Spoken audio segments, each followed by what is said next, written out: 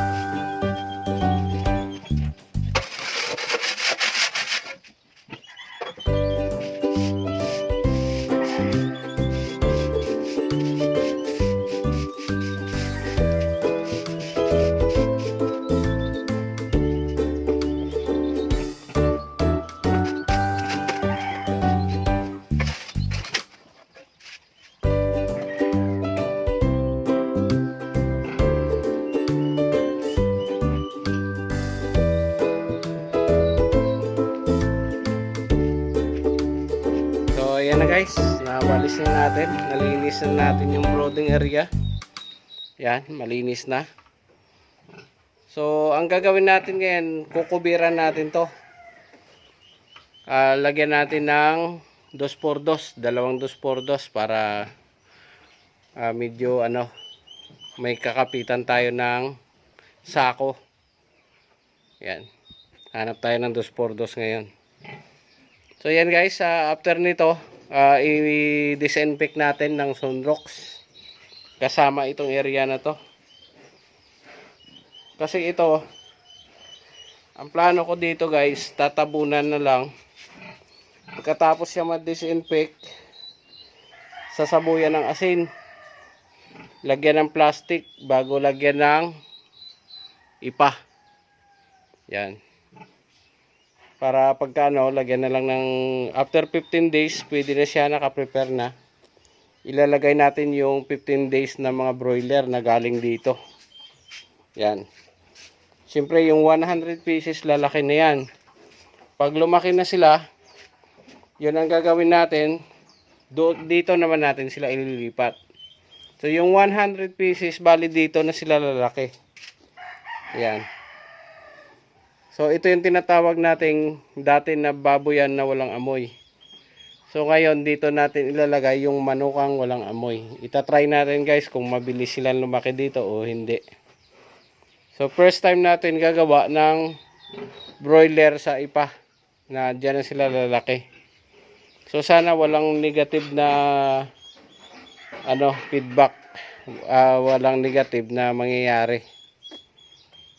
So ang klima naman dito guys, kung tutuusin, mas presko. Presko siya kumpara doon sa taas.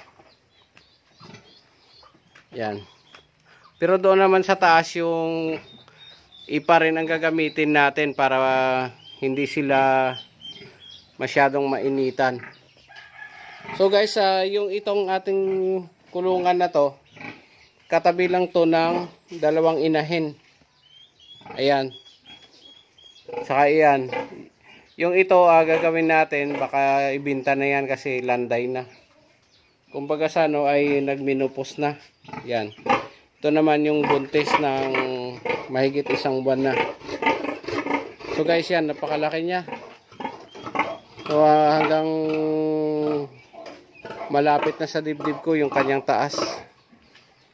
Laki. Tapos ito naman guys, yung future na plan. Depende sa plano ng Panginoon sa atin. Kung papahintulutan niya na dito tayo maglagay ng second batch, third batch, dito tayo maglalagay ng broiler. Pag successful yung unang experiment, itutuloy natin. So ito naman guys yung mga pabo ni Papa. Ayan. So mayroon 1, 2, 3, 4, 5, 6, 7, 8, 9. Siyam na piraso. Ayan.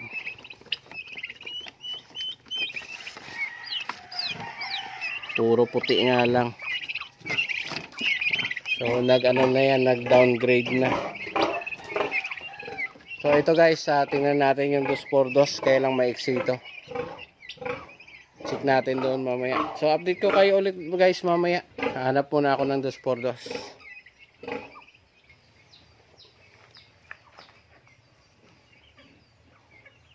So yan na guys, ito na yung forma ng ating.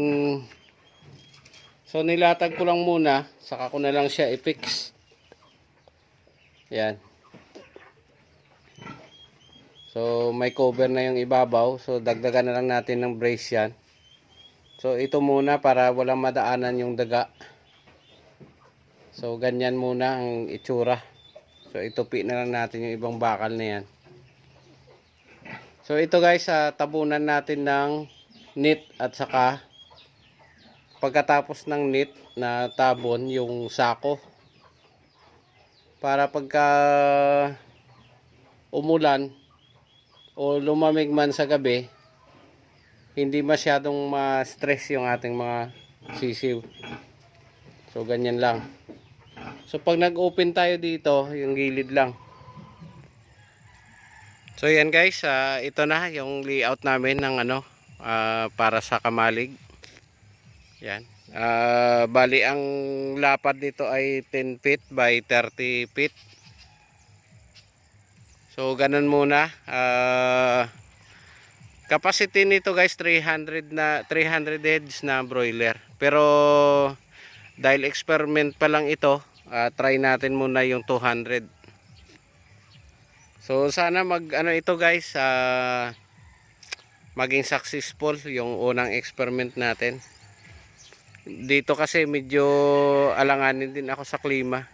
So ito naman guys yung mga lumber, coco lumber na pinaano namin, pinatistis nung isang araw. So dito muna namin pina-stock para ma-dry na siya sa init. So dalawang puno ito guys yung aming napa tistis. So yan. So ito kung mapansin nyo, nakatagilid siya sa boundary kasi doon bumabagsak yung araw. So doon namin iano yung dulo, itama.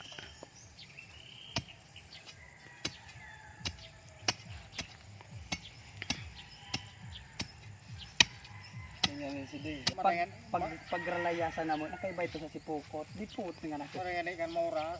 Bukuman papulpag ta mangulo Di mo mangurol aon umulo na. tuan man ka diso. So ito na guys yung layout. So mayroong 4 na haligi kabilaan. Yan. Pero 30 feet lang yan. Tig 10 feet yung kada bloke. Yan.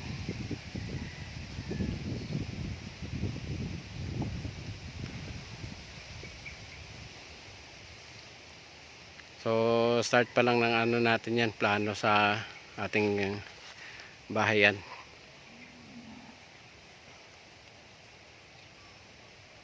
So yan guys, abangan nyo bukas ang paglagay ng para sa bubong. Ganyan lang siya.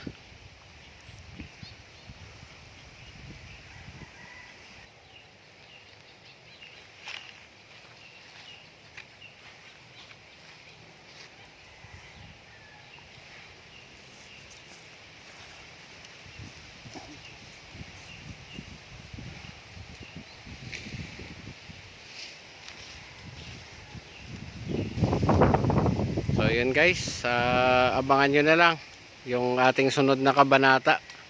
So update ko kayo araw-araw sa paggawa ng bahay na to. So makikita nyo kung paano namin ilagyan, ayusin, gagawin yung bahay hanggat sa malagyan namin ng sisiw. So ganun lang. So siguro ang target namin to mga line of 2 ng February, Marso. So yan guys, ganito kalawak dito. Yan, may mga bakahan yan. Yan. Ganyan. So yung araw andon, nakatabon yung so bali natabunan na siya ng araw. Pero tutok pa rin yung bahay ng manok sa araw. Ayan o.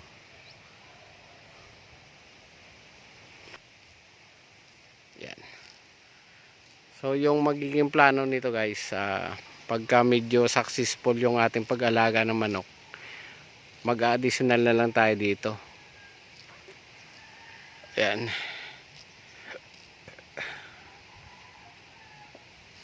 Additional tayo ng isang building pa na 10 by 30. Yan. Napakadali lang. Napakadali lang isipin, pero kung nandyan na sa actual, tingnan natin kung kakayanin natin. So ito naman guys ay buo ang loob ko, kaya kayang-kaya ito. So yan guys, update ko na lang kayo sa susunod na kabanata. So abangan nyo na lang. At sa mga baguhan pa lang sa channel ko, paki-like, share, and subscribe na lang. Tutukan nyo yung channel ko para pare-parehas tayong matututo sa pagmamanukan. So maraming salamat sa inyong lahat. God bless.